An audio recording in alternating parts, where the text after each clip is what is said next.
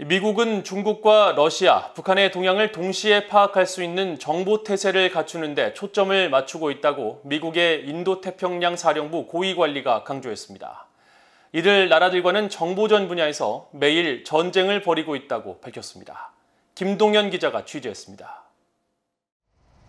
미국 인도태평양 사령부 정보국장인 마이클 스투드먼 해군 소장은 7일 미국의 민간 연구단체인 정보국가안보동맹 INS가 주최한 전화대담에 참석해 중국과 러시아, 북한과 이란은 자국의 영향력을 확대하기 위해 매일 전쟁을 치르고 있다고 말했습니다.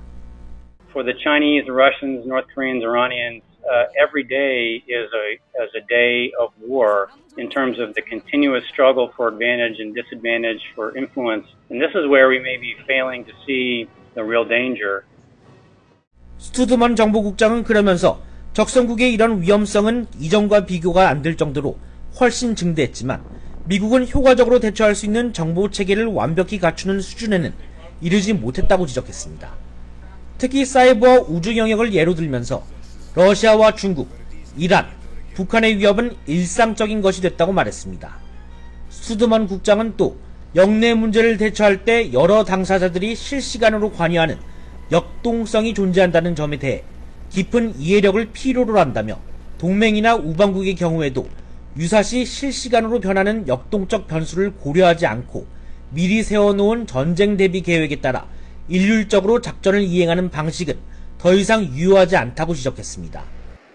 이어 중국의 타이완 침공이나 북한의 미사일 발사 등 잠재적 무력 충돌 상황에 대해 영내 전략적 경보 체계를 충분히 갖추고 있는지 묻는 찰스 알렌 전 미국 국토안보부 정보 분석 담당 차관의 질문에는 모든 전략적 경보 체계를 갖추고 있으며 현재 정보량에 대해 만족한다면서도 수집 정보를 토대로 정책 당국자들을 설득하는 것이 더 중요하다고 지적했습니다.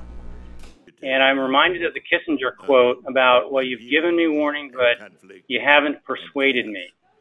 And I'm wondering in Washington how many folks are truly persuaded by the warning which the intelligence community has already provided. 스투드먼 국장은 그러면서 적성국의 특정 행동에 대한 사전 경보 이상으로 그에 따른 행동의 시기 선택이 더 중요한 요소라고 강조했습니다. 특히 중국의 타이완 무력 침공 가능성을 예로 들면서 90일 전에 사전 경보를 줬다고 하더라도 실전 상황에 대한 대비 태세를 갖췄는지를 제대로 따져야 한다고 말했습니다. VOA 뉴스 김동현입니다.